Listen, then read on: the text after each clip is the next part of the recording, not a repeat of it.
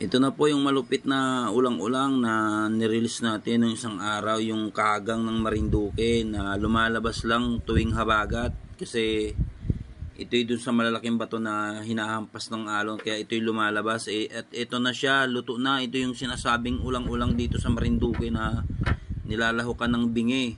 Ang lupit nito.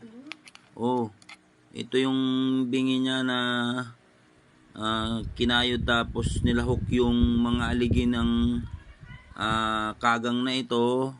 Kinuha yung mga laman ng kagang. Ito yun, may bingi din dito. Ito yung kinuha siya tapos nilahok dun sa bingi tapos binalik dun sa balayan nitong kagang tapos siya niluto sa gata na para lalong sumarap. Ito na siya.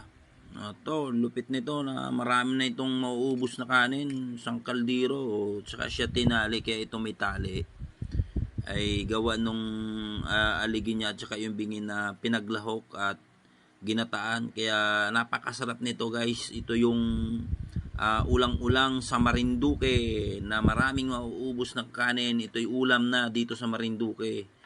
Ganitong habagat ay ito rin yung madalas na ulam kasi napakahirap ng isda at kasi walang lumalaot na mga mangingisda, kaya ito yung madalas na mabibili mo sa